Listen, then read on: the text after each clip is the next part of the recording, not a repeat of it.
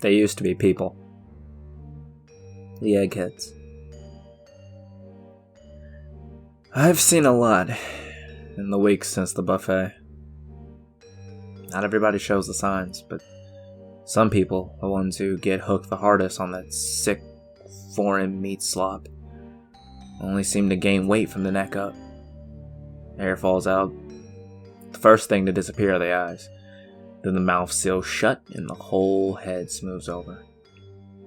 You start to wander around aimlessly, invisible to everyone else, forgotten by friends and loved ones. They do nothing but mumble, groping their arms around like they're hunting for their lost eyes. I killed one today. I'd spent my afternoon scrounging around town for normal things to eat, an increasingly challenging task as it is. Avoiding the overtly weird shit is only half of it. I have to be careful for anything that boasts a new formula or improved flavor.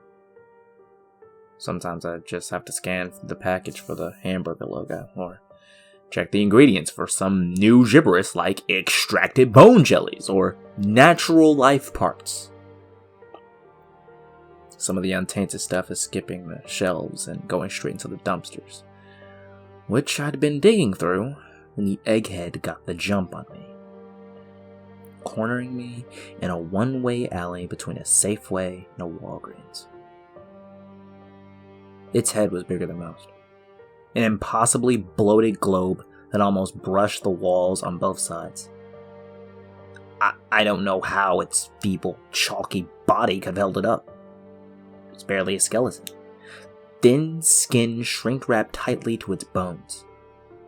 All that remained of its former identity was a black dress tie, swaying like a pendulum from its pencil-thin neck.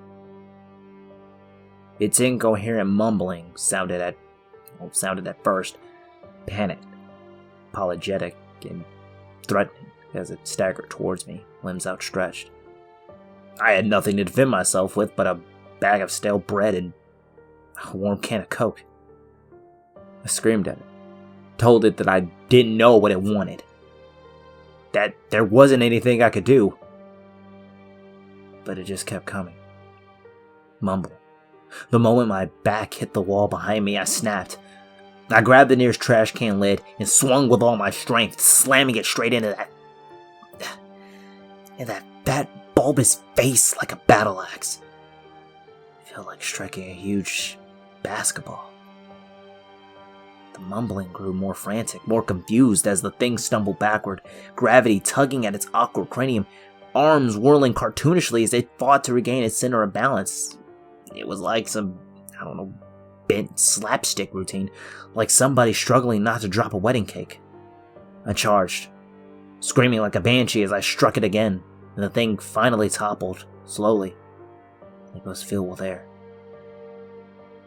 As it hit the ground, that massive noggin exploded like a swollen tick, with a wet splash, pinkish gore, and hunks of rubbery white flesh gushed out of the alley and into the street. For one terrifying moment, I wondered how the scene will look like to the rest of the world. If they'd just seen some random, senseless act of murder against a completely normal, innocent human being. The people were already nonchalantly stepping over the scattered piles of gore. Would have eased my mind, if it weren't for what happened next. One of those piles started moving.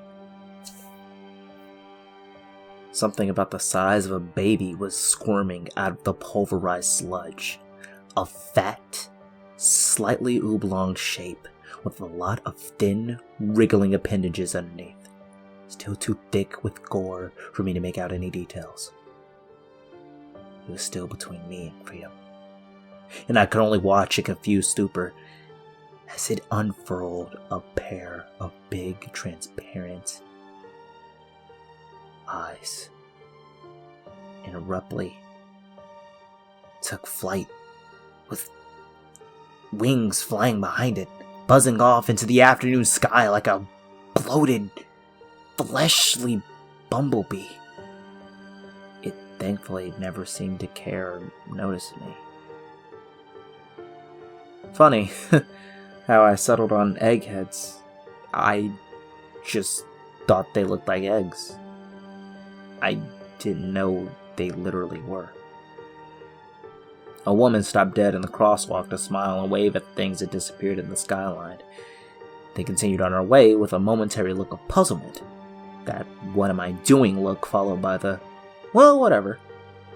One I've grown so accustomed to over the past several weeks.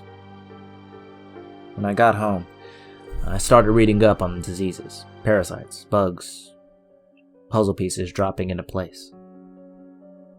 There's a kind of wasp that lays its eggs in a live caterpillar.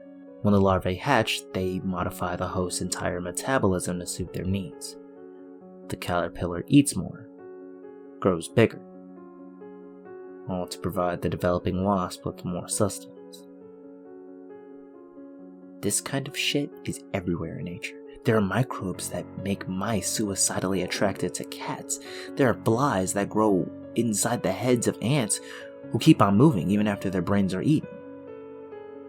It all makes so much sense.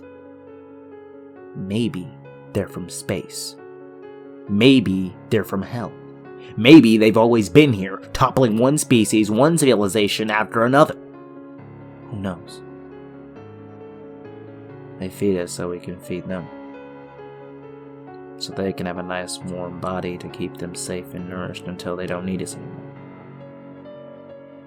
We're just a herd of cattle, oblivious to our position in life as we're fattened up and slaughtered by something that looms just above the understanding of the natural order. I don't know why I can see them. Why I can see why they're feeding us. I'm like a cow who grasps exactly what's going on in the slaughterhouse, and I can't stop thinking about what a cow could ever do, could ever hope to accomplish with that knowledge.